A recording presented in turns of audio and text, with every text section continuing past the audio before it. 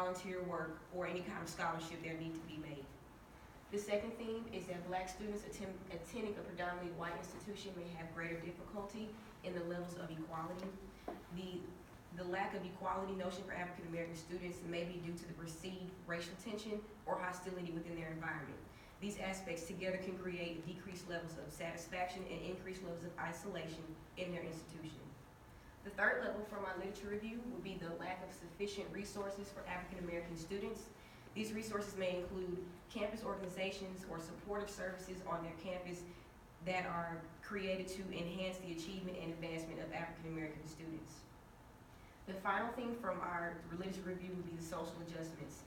On a predominantly white campus, many African American students feel the need to create their own social cultural networks in order to terminate the exclusions that they may have on their college campus. Again, from our literature review, all four of these themes come together are needed for the success of African American students on a predominantly white campus.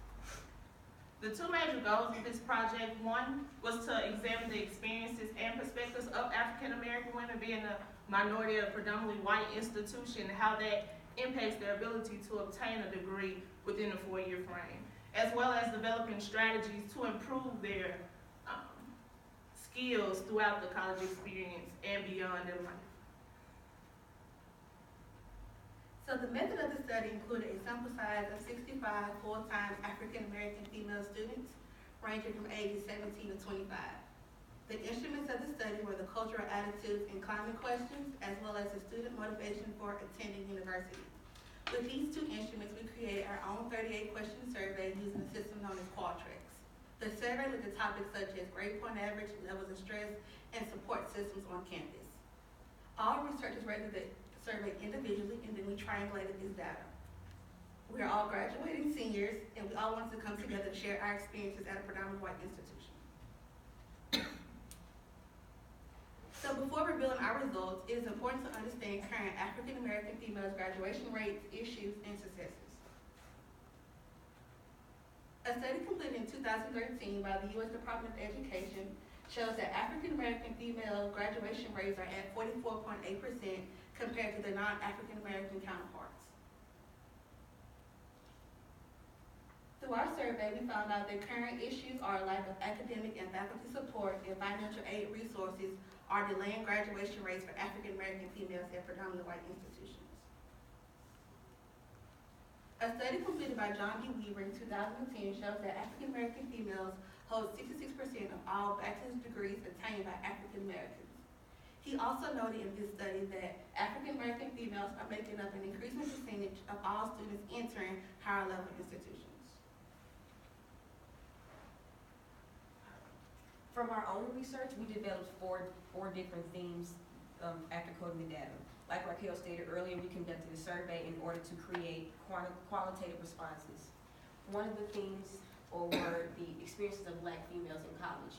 From our survey, we asked the question, do you think that your race or gender have negatively impacted how you were treated outside of the classroom?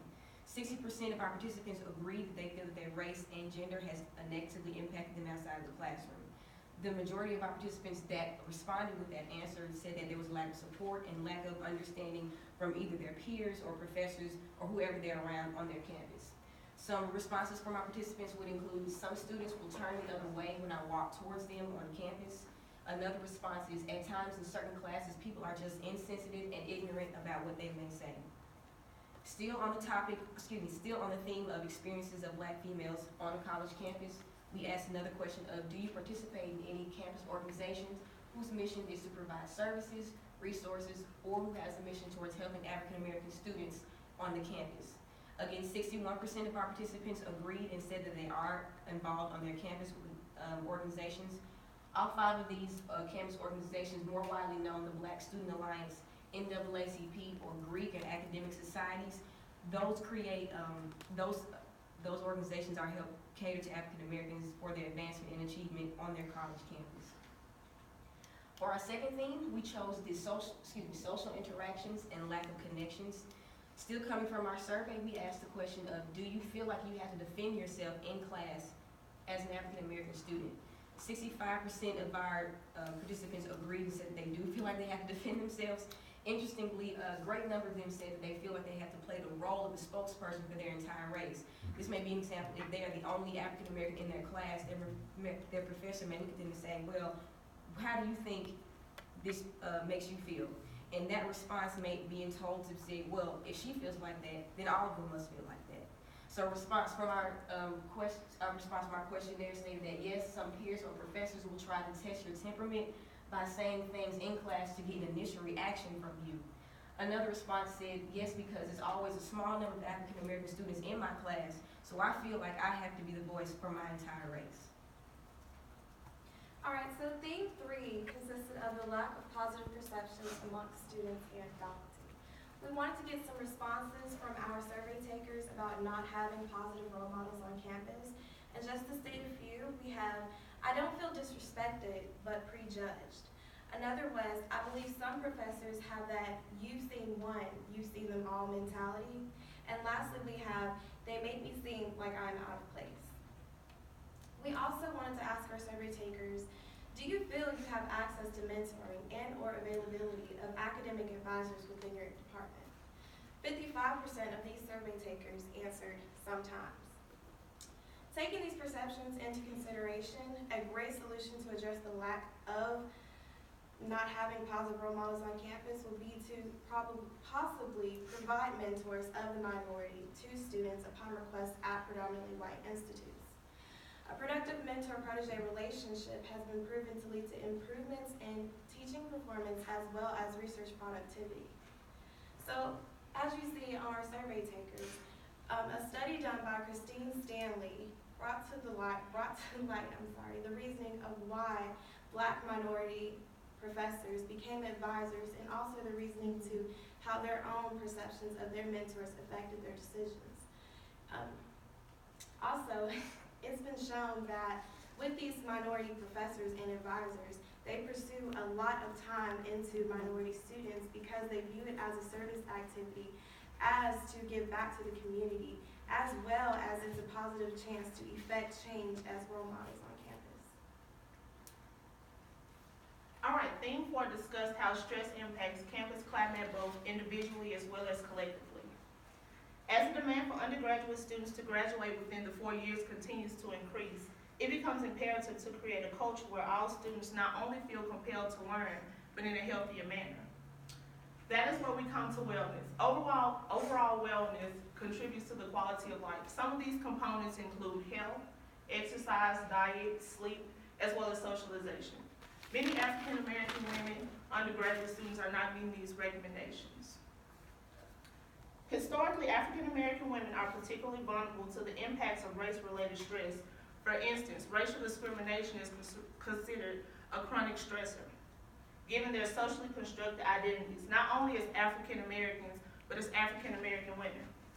Scott quoted that African American women tend, befriend men, and keep it in. This is a stress management or a coping skill that is not effective but used by most. On our survey, we asked the question, do you feel your institution has resources in place to help minority students? Participant 7 said, not as many as there should be. One minority scholarship, I don't know what it's called. I don't know where anyone or anybody that has received this. Not enough. There are a few clubs, but they aren't publicized well enough. These show that resources are not available or not aware. So limitations of our study were that we had a small sample size. We also had limited time, and 88% of our survey takers were from the Southern or Tennessee region. We also had majority of our survey takers were seniors. Taking these limitations into consideration, for future research, we would definitely want a longitudinal study, a larger sample size so that we may extend our data to other regions across the country. Ultimately, from our research, we found that influences of immediate social settings. This could be mentors, being involved on your campus, having a greater faculty support, or even just close peer groups. They all play a big role in the success of African American females on a college campus. I know from personal experience, I had initial social adjustments coming into school. Sometimes I found myself being the only African American student in my class, so that created more increased levels of isolation. So some things that I did to cope with these manners would be to keep in close contact with my close friends and family from home, joined many organizations, and just, having a close relationship with my professors. And all these aspects together help increase my experience at my college and university.